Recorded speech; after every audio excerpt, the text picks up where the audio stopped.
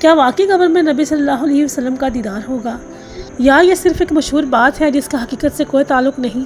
اور کیا قبر میں واقعی 4 سوالات پوچھے جائیں گے یا صرف 3 سوالات ہی ثابت ہیں؟ آج کی ویڈیو میں ہم جذبات نہیں بلکہ قرآن و حدیث کی روشنی میں حقیقت جانیں گے، جنہیں محمد علی مرزا صاحب نے دلائل کے ساتھ بیان کیا ہے۔ چلیے جانتے ہیں انہوں نے کیا بیان کیا ہے۔ بخاری مسلم دونوں میں حدیث ہے کہ ایک بوڑھی عورت جو مسجد نبوی کی صفائی کیا کرتی تھی، جب وہ فوت ہو گئی تو صحابہ نے رسول اللہ کو نہیں بتایا اور راتوں رات جنازہ پڑھ کے دفنا دیا۔ کچھ دن کے بعد نبی علیہ السلام نے پوچھا کہ وہ عورت نظر نہیں آ رہی، تو بتایا گیا کہ وہ تو فوت ہو گئی ہے۔ تو حضور نے فرمایا کہ مجھے اس کی قبر پہ لے جاؤ۔ تو اب حضور علیہ السلام کو کسی صحابی نے یہ نہیں کہا کہ یا رسول اللہ آپ تو ہر مومن کی قبر میں جاتے ہیں، تو 3 دن پہلے تو آپ تشریف لے گئے ہوں گے، آپ کو تو پتہ ہی ہوگا کہ یہ مر چکی ہے۔ اس زمانے میں یہ عقیدے نہیں ہوا کرتے تھے، نہ کسی کے دماغ میں ہوتا تھا۔ تو رسول اللہ صلی اللہ علیہ وسلم کو وہ قبر پہ لے گئے، تو آپ علیہ السلام نے جا کے وہاں پہ قبرستان میں اس کی قبر پہ کھڑے ہو کر جنازہ پڑھا۔ یہ غائبانہ نماز جنازہ نہیں ہوتا، کیونکہ اس میں تو قبر سامنے ہوتی ہے، اور اس کا طریقہ یہ ہوتا ہے کہ آپ نے قبر کی ایسی سائڈ پہ کھڑے ہونا ہے کہ آپ کا قبلہ کی طرف رخ ہو اور قبر آپ کے سامنے ہو۔ اور پھر آپ علیہ السلام نے واپسی پر فرمایا، مسلم شریف میں ڈیٹیل ہیں، اس میں الفاظ ہیں کہ یہ قبریں اندھیروں میں ڈوبی ہوئی تھی، اللہ نے میرے جنازہ پڑھنے کی برکت سے انہیں نور سے بھر دیا۔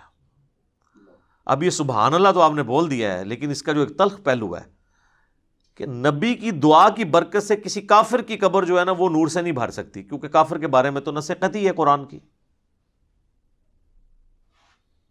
وہ تو سورہ توبہ میں آپ 70 دفعہ بھی دعا کریں ہم نہیں قبول کریں گے، منافقین کے لیے، کافروں کے لیے۔ تو یہ مسلمانوں کی قبریں تھیں نمبر 1۔ اور مسلمان ظاہر بریلوی دیوبندی اہل حدیث نہیں، اس زمانے کے مسلمان۔ میں صحابہ نہیں کہتا، ورنہ آپ کہیں گے گستاخی ہو گئی ہے۔ آپ خود ہی پوچھ لیجیے گا پھر کون لوگ ہوں گے جو حضور کی زندگی میں فوت ہو چکے ہیں ایمان کی حالت میں۔ اچھا، تو نبی علیہ السلام نے فرمایا کہ نور سے اللہ تعالیٰ نے ان کی قبروں کو بھر دیا۔ اچھا، پہلے اندھیروں میں تھی، اور اس سے یہ بھی پتہ چلا کہ رسول اللہ کی برکت کیا ہے کہ آپ کے جنازہ پڑھنے کی برکت سے اللہ تعالیٰ نے آپ کی دعا کی برکت سے ان کو یہ نفع عطا فرمایا۔ اب یہ حضور کی دعا ہی ہے، باقی تو جنازہ تو صحابہ نے بھی ان کا پڑھا ہوگا، ٹھیک ہے۔ یہاں تو لوگ کہتے ہیں بزرگ جنازہ پڑھ لیں تو جناب سمجھو کہ اگلے پچھلے سارے مردے بخشے گئے، تو جنازے تو ان کے بھی ہوئے ہوئے تھے، لیکن حضور کے جنازہ پڑھنے سے فرق پڑا، ویسے تو نہیں پڑا۔ اس طرح بخاری مسلم میں حدیث ہے، نبی علیہ السلام ایک جگہ سے گزر رہے تھے تو آپ کا خچر بےدک گیا اور آپ رک گئے، تو صحابہ نے پوچھا یا رسول اللہ کیوں رکے ہیں؟ آپ نے فرمایا ان 2 قبر والوں کو عذاب ہو رہا ہے۔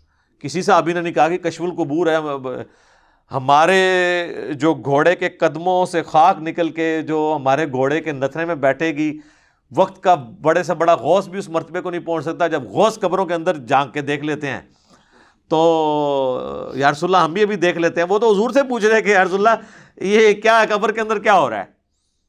سب کہانی ہے۔ بلکہ مسلم شریف میں تو الفاظ ہیں آگے کہ میں نے ارادہ کیا کہ میں اللہ سے دعا کروں کہ تمہیں عذاب قبر سنوا دے، لیکن پھر مجھے ڈر ہوا کہ تم اپنے مردوں کو دفنانا چھوڑ دو گے۔ تو صحابہ نے تو سنا بھی نہیں، دیکھنا تو بڑی دور کی بات ہے۔ بخاری اور مسلم دونوں میں حدیث ہے، ایک مدعم نامی غلام تھا حضور کا، جو آپ کی سواری کا کجاوا کسا کرتا تھا۔ غزوہ خیبر کے موقع پر ایک نامعلوم تیر لگا اور وہ شہید ہو گیا۔ صحابہ نے کہا یہ تو سیدھا جنتی ہے، حضور کا خدمت گزار ہے، ظاہر ہے جی ہم بھی ہوں تو یہی کہیں۔ آپ فرمایا تم جنت کی بشارت دے رہے ہو؟ اس نے مال غنیمت سے ایک چادر چوری کی تھی، اللہ نے مجھے دکھایا وہ آگ کی بنا کے اس پہ ڈال دی گئی ہے۔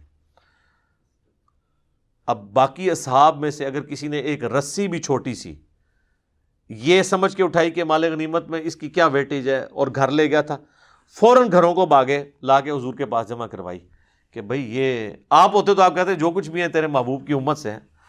تو محبوب کے ساتھ جو ڈائریکٹلی اٹیچ بندہ ہے اس کو اس نسبت نے کام نہیں دیا جب اس نے کام غلط کیا، کیونکہ محبوب کے ساتھ تو آپ کی رشتہ داری ہو سکتی ہے، اللہ کا کوئی رشتہ دار نہیں ہے سر، اللہ کے ساتھ کسی کی رشتہ داری نہیں ہے۔ غوث بال سارے فیل کرتے ہیں، میں میرا میکینیکل انجینئرنگ دا فارمولا کو غوث پڑھ کے نا ویکھ کے میں لکھ کے دینا لکھ کے انہوں دیکھ کے پڑھ کے دس دے، کوئی زبانی تو بڑی دور دی گل ہے، اور میں صرف کہہ رہا ہوں پڑھ کے بتا دے، سمجھا تو مجھے پتا ہے کہ وہ سکتا ہی نہیں ہے جب تک اس نے انجینئرنگ نہیں کی ہوگی۔ اور ان کا تو دعویٰ ہے نا کہ اللہ کو تو انجینئرنگ آتی ہے نا جی، کہ اللہ ان کو سکھاتا ہے، تو پھر سکھا دے اللہ ان کو، سب کہانیاں بنائی ہوئی انہوں نے۔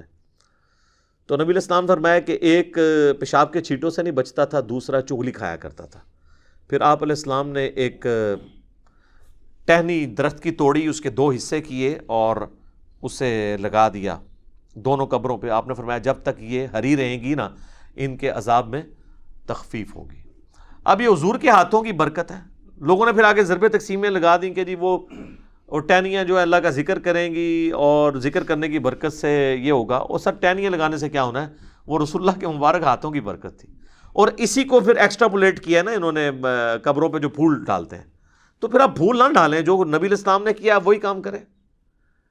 آپ ضرور ٹہنی لگائیں، اور یہاں پہ لوگ لگا بھی دیتے ہیں دفناتے وقت سرانی سائڈ کے اوپر، تو آپ سنت کے اوپر، اسی سنت کے اوپر عمل کریں۔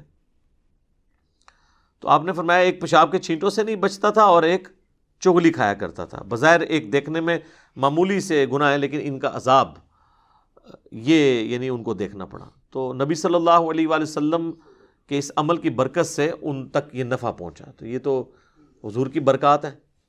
تو بعض لوگ یعنی نبی علیہ السلام کے قبرستان جنازہ پڑھنے سے غائبانہ نماز جنازہ کی طرف جاتے ہیں۔ غائبانہ نماز جنازہ یہ نہیں ہے، صحیح بخاری میں موجود ہے، نبی علیہ السلام نے نجاشی کا نماز جنازہ غائبانہ پڑھا، اور آپ کو اللہ تعالیٰ نے وحی کے ذریعے بتایا، تو آپ نے فرمایا کہ تمہارا بھائی جو ہے وہ نجاشی فوت ہو گیا، تو اس کے لیے 4 تکبیریں کہیں۔ تو امام بخاری نے اس پہ باب نہیں باندھا کہ غائبانہ نماز جنازہ کا جواز۔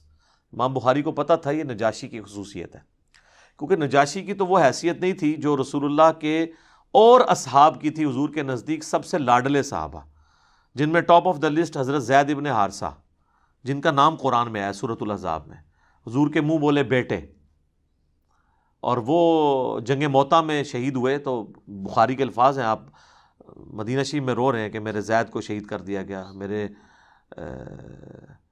جعفر کو شہید کر دیا گیا، عبداللہ بن رواحہ کو شہید کر دیا گیا، اور پھر مسلمان اللہ کی تلواروں میں سے ایک تلوار یعنی خالد ابن ولید پر متفق ہوئے ہیں، تو وہ اپنی فوج بچا کے واپس لانے میں کامیاب ہو گئے رومن امپائر کے اگینسٹ۔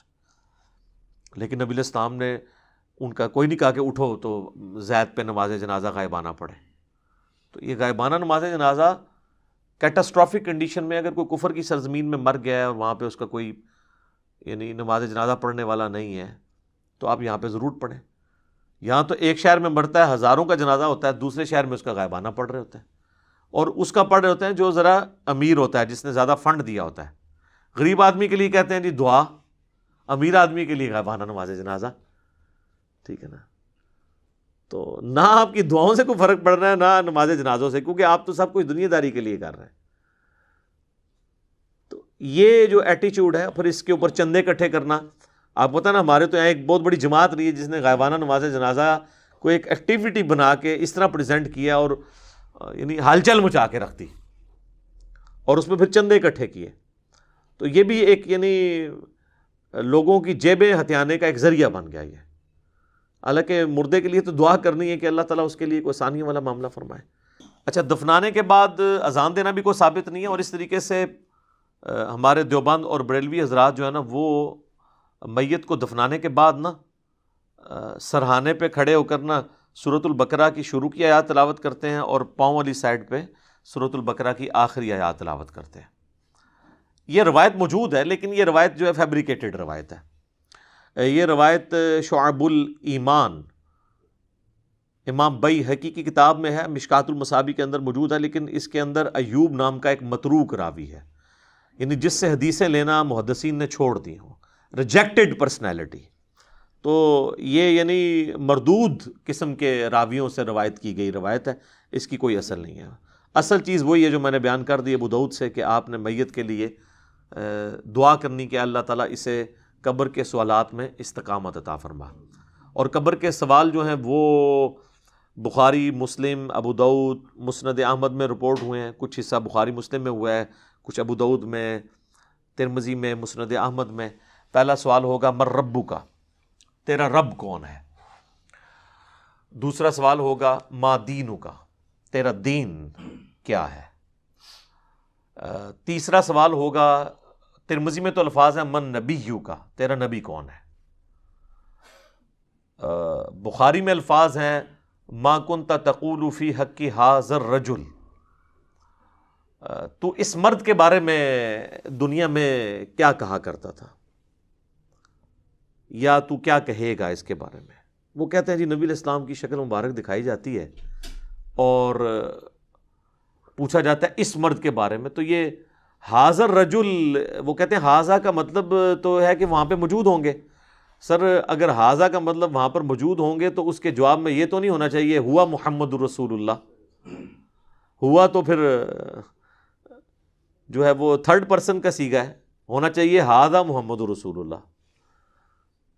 تو اس کا جو ایک طریق ہے مسند احمد اور سنن ابی داؤد میں، اس میں الفاظ ہیں اس مرد کے بارے میں تیرا کیا خیال ہے؟ الذی بعث فیکم، جس کو اللہ نے تم میں مبعوث کیا تھا نبی بنا کے۔ یہ نہیں کہ یہ جو قبر میں آپ کے سامنے آئے ہوئے ہیں یا کوئی قبر میں تصویر دکھائی جاتی ہے، یہ بالکل جھوٹی بات ہے۔ تو یہ 3 سوالات، اور ایک چوتھا سوال ہے جو میں نے ایکسپلور کیا تھا، جس کی وجہ سے کافی ہنگامہ کھڑا ہوا کہ قبر میں 3 نہیں 4 سوال ہوں گے۔ وہ چوتھا سوال جو ہے وہ مؤمن کے لیے اور منافق کے لیے ڈیفرنٹ ہوتا ہے۔ وہ بخاری میں بھی ہے، سنن ابی داؤد کے اندر بھی۔ مؤمن جو ہے وہ تینوں سوالوں کے جواب دیتا ہے، تو فرشتے چوتھا سوال کرتے ہیں کہ تجھے کیسے پتہ چلا؟ تو وہ کہتا ہے کہ میں نے اللہ کی کتاب پڑھی اور نبی علیہ السلام کے نبی ہونے کی تصدیق کی۔ تو اللہ کی کتاب اگر پڑھی نہیں ہوگی تو تصدیق کیسے کریں گے؟ یہ کتاب پڑھیں گے تو آپ تصدیق کریں گے نا۔ تو اور منافق کہتا ہے ہائی ہاتا لا ادری، ہائے افسوس مجھے کچھ پتہ نہیں۔ تو فرشتے اس کو کہتے ہیں کہ تو نے خود پڑھ کر سیکھنے کی، سمجھنے کی کوشش کیوں نہیں کی، یا کسی ایسے شخص سے پڑھنے کی کوشش کیوں نہیں کی جسے ان چیزوں کا پتہ تھا؟ دونوں معنی درست ہیں۔ تو جب تک آپ خود اللہ کو سیریس نہیں لیں گے آپ سچائی تک پہنچ نہیں سکتے۔ تو اس لیے میں نے کہا تھا قبر میں 3 نہیں 4 سوال ہونے ہیں، اور چوتھا سوال جو ہے وہ تمام سوالات کی جان ہے۔ اگر زندگی میں پتہ چل جائے تو پہلے 3 سوالوں کا جواب کے لیے تیار ہونا آپ کے لیے آسان ہو جائے گا، ادروائز تو مشکل ہو جائے گا۔ تو ناظرین، امید ہے کہ آپ لوگوں نے ویڈیو فل دیکھی ہوگی۔ سب سے پہلے بات کرتے ہیں قبر کے سوالات کے حوالے سے۔ صحیح حدیث میں آتا ہے کہ قبر میں انسان سے 3 سوالات پوچھے جاتے ہیں، یعنی کہ تمہارا رب کون ہے، تمہارا دین کیا ہے، اور یہ شخصیت کون ہے جو تم میں بھیجے گئے ہیں۔ یعنی نبی صلی اللہ علیہ وسلم کے بارے میں سوال ہوگا، لیکن کیا خود نبی صلی اللہ علیہ وسلم کا دیدار ہوگا؟ یہاں پر بہت سے لوگ یہ مشہور بات بیان کرتے ہیں کہ قبر میں نبی صلی اللہ علیہ وسلم تشریف لاتے ہیں یا دیدار ہوتا ہے، لیکن جب ہم قرآن و حدیث کو دیکھتے ہیں تو اس بات کی واضح اور مضبوط دلیل نہیں ملتی۔ اصل میں جو ثابت ہے وہ فرشتوں کا آنا ہے، جنہیں منکر و نکیر کہا جاتا ہے، اور وہی سوال کرتے ہیں۔